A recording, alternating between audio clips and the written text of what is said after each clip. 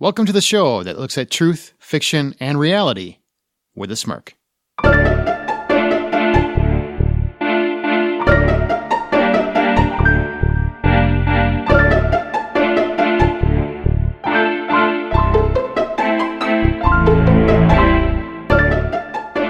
Aaron Peterson. I'm Amanda Sink. I'm Zach Parkerson. And thank you for listening to Smirk. This podcast is going to be a combination of creative storytelling and spirited discussion. First, we're going to hear a story from one of our authors, myself, Amanda, or Zach, and this week it is going to be Amanda's turn. We don't know what the story is, we don't know what the context is, and then we're going to discuss afterward what we think, what Zach and I think the moral of the story is, and then we're going to discuss the topic a little more in depth. After it's all said and done, we'll find out whether or not that story was true. And now, it's time for a story.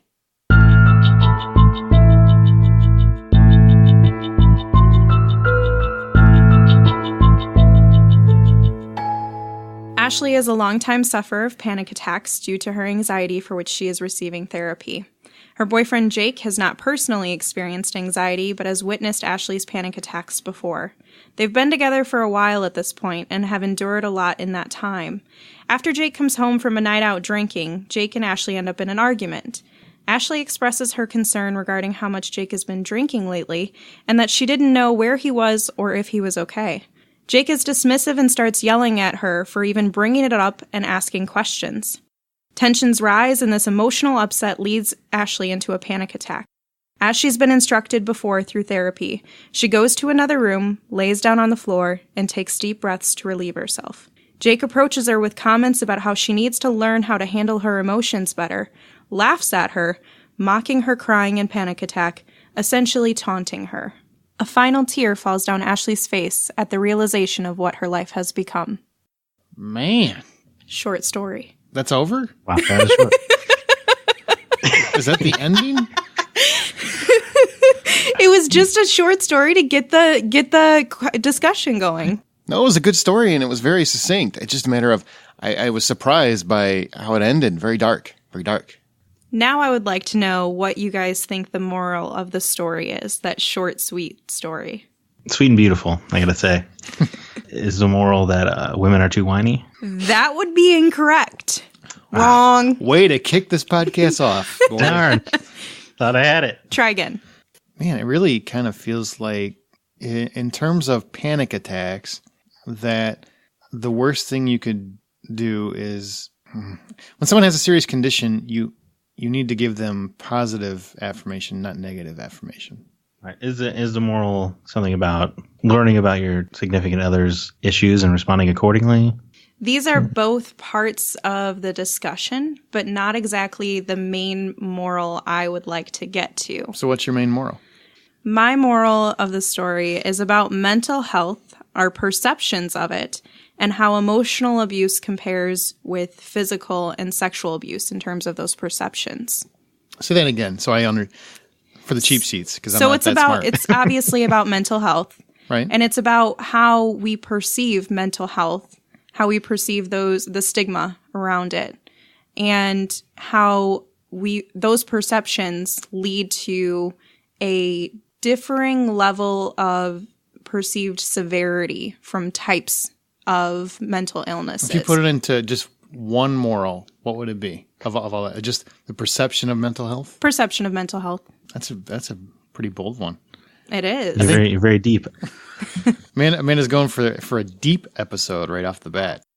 I didn't get perception of mental health. I got more of the bullying aspect. I got more of he's fanning the flames of her condition. I got that a little bit. So when you think of somebody who is mocking anxiety and you think of somebody who is laughing at it, they generally don't take it seriously. I feel like it kind of depends on the mental illness for how people perceive it and how severe they perceive that mental illness to be. In this scenario, there's somebody who is experiencing anxiety, which to some is perceived as just kind of deal with it. Figure it out on your own. It's just you not being able to handle your emotions. Whereas when you look at it from a psychological standpoint, it is a mental illness. It's a disease of the mind. And so there isn't as much control for your emotions when you're dealing with them with anxiety. And this significant other in this relationship clearly has the perception that anxiety is not that significant to where you can't control it. You should be able to figure it out yourself. So that's why it kind of goes more into the perceptions of anxiety. Okay. So how do you want to break this discussion out? Well, I kind of want to know what do you guys think perceptions of anxiety are from other people? Not necessarily your own right now. You can tell me those after. But how do you think other people perceive? I don't get anxious, Amanda. I have no anxiety whatsoever. I am Keanu Reeves in life. The man has multiple Academy Awards. I'm very smooth, relaxed, beach guy. Mm-hmm. No, I think everybody has anxiety. But do you think people perceive anxiety to be a legitimate mental illness, to like a health condition? I don't. I would say most people do not understand anxiety. And in fact, the story resonates a little bit with me more than you might think, because actually my wife suffers from anxiety quite a bit. And when it started happening, I really didn't understand it as a mental health concern at all. I just, in my head, it was a lot of, wow, you really gotta learn to check your stuff at the door here. As I spend more time with it, as we've learned more about it, it is something that can't be controlled, and it's your own mind screaming at you about all these terrible things that are going to happen or could occur, and you can't shut them out. And sometimes it does cripple you to the floor, and you need people there reaffirming that things are going to be okay. But I would say anxiety is still struggling to be thought of as an acceptable mental health issue. Yeah, I can say that I've seen people I know that have gone through anxiety, and they actually are, because of the perception of it, that it's not a real thing.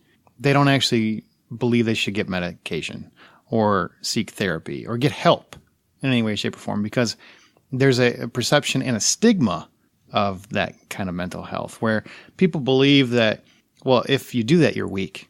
If you can't handle pressure, you can't handle stress, you're weak. And that's just simply not the case. It's simply not the case. But the perception is that it's not a real thing. It's a self-induced problem as opposed to an actual medical condition. And that perception, I think, by a lot of people is if you have anxiety attacks or you see someone having an anxiety attack, that's weakness in some respect, which isn't the case, but I feel like that is the perception. Definitely the stigma. And that's actually one of my next discussion points is, obviously you guys both agree that there is some sort of a stigma around it. Mm-hmm. So my question then becomes, which you sort of answered already, so I guess it's on to Zach now. Boom. I'm out. Why do you think there is that stigma around something that is a legitimate health condition? Well, I think Aaron summed it up well, that it's just perceived weakness, that it's, oh, you can't handle life. We're all going through terrible things. We all get anxious. It's just that these people, the ones who are suffering attacks from it, they just say haven't learned how to cope with life. And it's not true, obviously. And it's just, that is definitely the lasting stigma out there in the ether right now.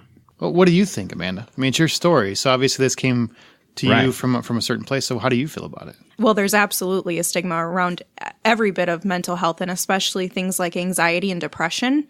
And when it comes to anxiety, I feel like there's two sides of reasoning, and I think it differentiates between genders.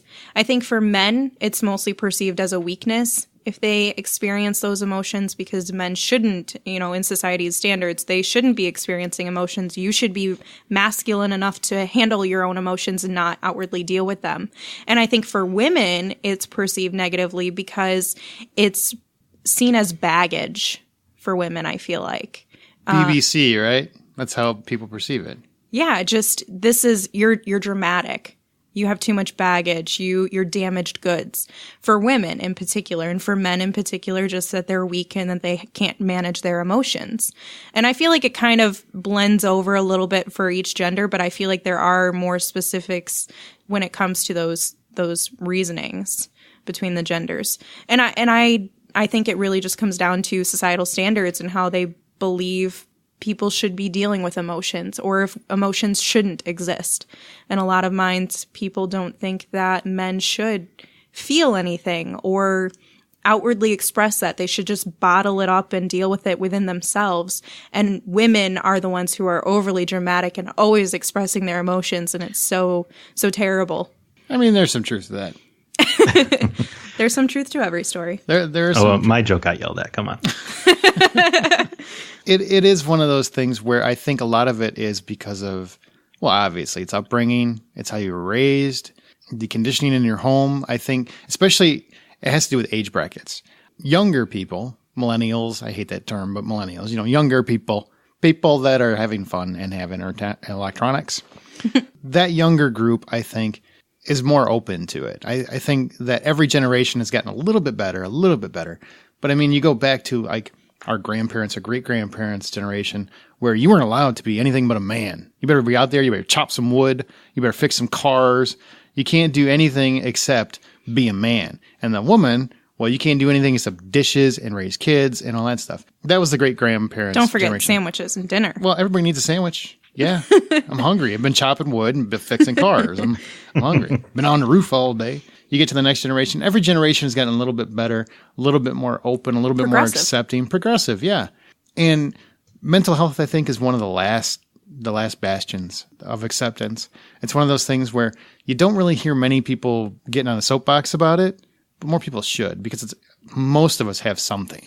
And anxiety is a big thing, especially in this day and age with so much pressure. And I mean, hell, not even just work pressure, but social pressure. So many people feel pressure from things like Facebook and social media, which I don't know if that ever really gets talked about, but it's a true thing. I think people actually genuinely feel pressure from social media. They're constantly looking to see how many likes their picture got. And if they put out a post, they're looking at how many people are commenting on it, and it matters to them. It's an actual thing. They get anxiety if people don't like something that they say or do. Maybe I don't look good enough, or I everything. Said the wrong thing and offended too many people, or they just don't care, sort of thing you're saying? Yeah, definitely. I think the way that our culture has evolved into a Kardashians episode has really created a lot more anxiety for a lot of people, because they have this constant need for approval or adoration or acceptance. There's something everybody needs now. And everybody has emotions. Now they're outpouring, where they used to bottle them all in. I don't know which one's worse, but there's some middle ground, and I think we need to get to. That makes me think of the growing concern of FOMO, the fear of missing out, and how you kind of get ostracized if you don't go see Star Wars in the opening weekend, and how that... You should be ostracized for that.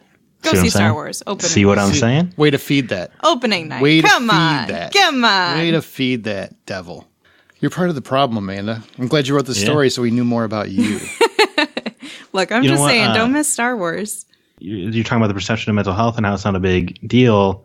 I don't know if I'm just kind of like on a weird soapbox or a tangent right now, but speaking of that fear of missing out and the way he is feeling anxiety, and speaking to Star Wars, which has been out by the time you're listening to this, they're running ads right now that are like, you don't want anyone to spoil this for you. And it's just kind of feeding on that growing social media anxiety that Aaron was talking about.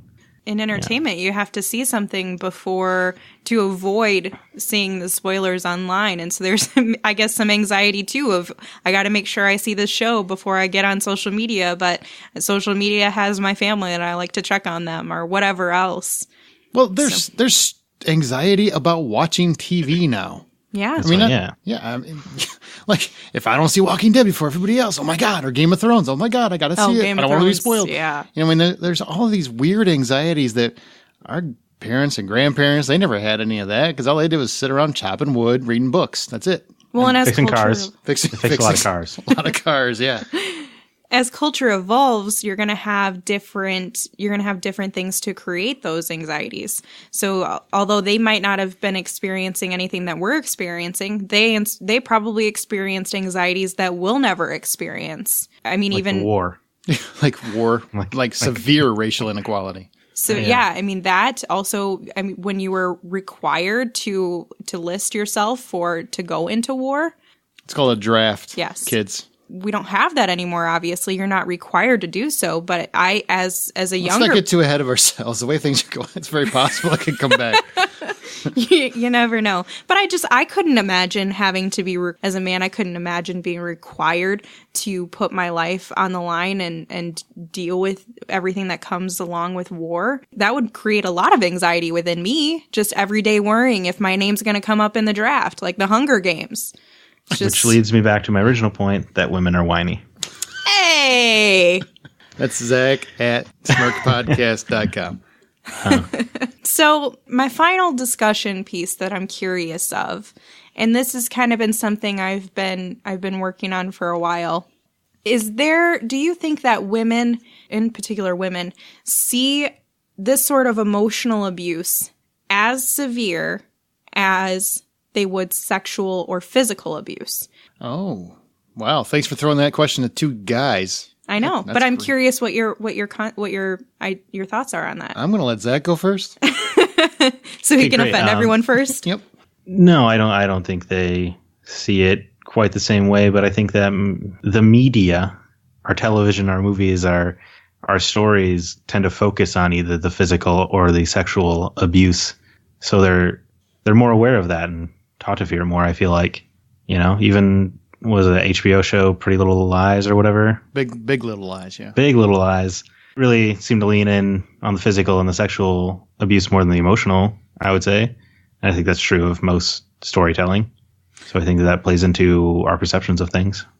Perception is based on what is the biggest and boldest, right? The scariest thing in the room. And I don't think people see anxiety in the same context as they do sexual assault. Sexual assault is a horrific thing. Physical abuse is a horrific thing. Anxiety, I still think a lot of it has to do with people feel like it is partially their fault. They can't manage life or things or whatever it is that's stressing them out. They can't manage it. So therefore, to them, they think it's now I know some people feel that way with sexual assault and physical abuse. They feel like it's their fault. It's my fault. I brought this on even when they absolutely did not. But I really think anxiety is different in a respect. They can justify it to themselves how it is their fault. And not in I know it's not my fault, but it is my fault, which I feel like is what most assault victims feel like. With anxiety, I think they really do believe they have responsibility in it because I see other people managing all the things they're doing and I just can't do it. I'm just not built for it. I can't handle whatever it is. So I don't think it's ever seen the same way. What do you think? You're a lady. Well, let me get into that once I tell you if this story was true or not. So yeah, I want to know, is the story true or not? This is a true story. It feels true. It is. The story's true? It is. I want to punch that guy in the face. Yeah, to preserve anonymity, I won't delve too much into the specifics of it, but I can say that this character, Ashley, this was a long chapter in her life and that book has closed.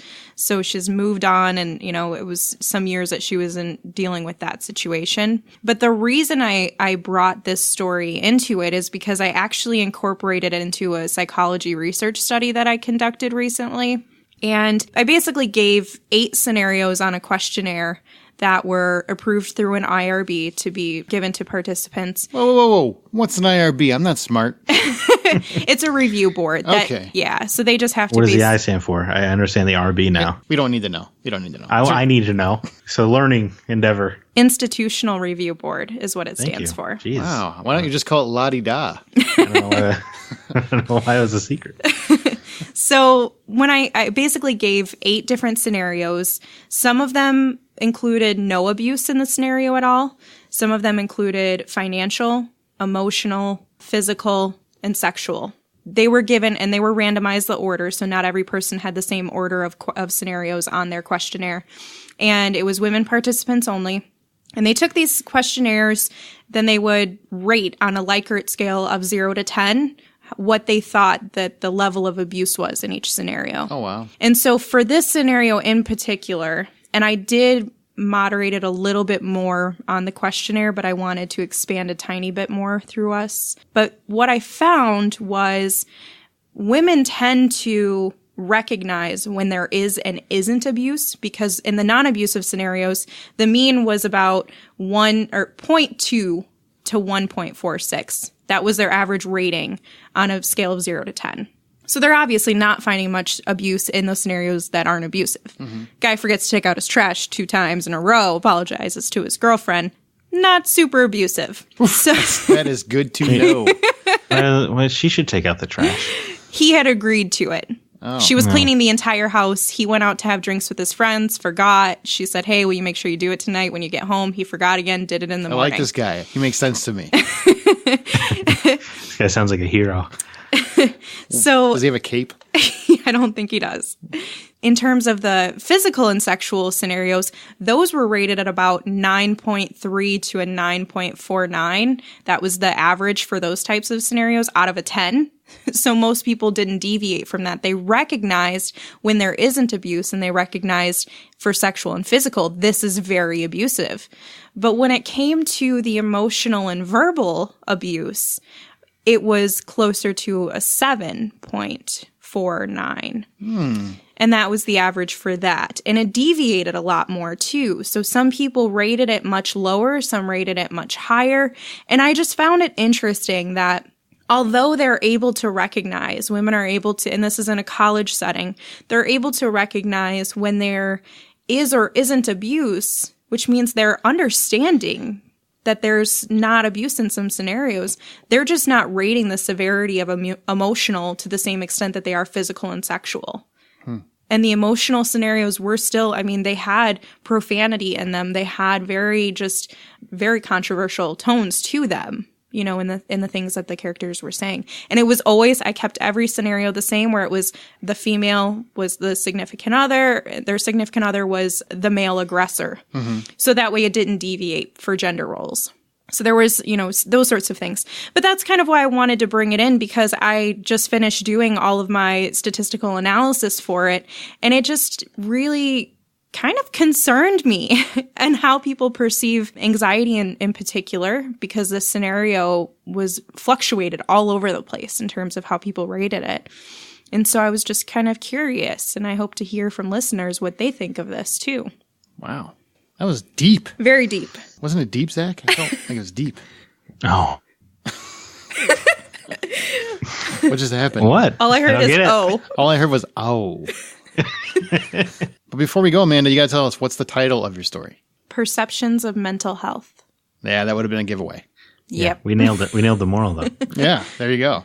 Well, she told us the moral, so that made it easier. Yes. Well, speaking of listeners, when we get them, we will be choosing a listener story each week as we go to also discuss at the end of the episode. So a short story, you want to send it, and we'll briefly read it. If you want to include your moral, feel free, and we'll discuss that, or we'll try to figure it out. It's up to you. But if you are interested in doing that, you can send it to mystory@smirkpodcast.com. That's mystory@smirkpodcast.com. Well, you know, we do have a Facebook group. You can join in the conversation. That's Smirk on Facebook. Just find that. We're on Twitter @SmirkPodcast. And be sure to subscribe to Smirk on Apple Podcasts, Google Music, Stitcher, whatever your podcast app of choice is. Please do that. Thanks, everybody, for listening. I hope you guys enjoyed this episode. And as you write your own life story, always remember to tell it with a smirk.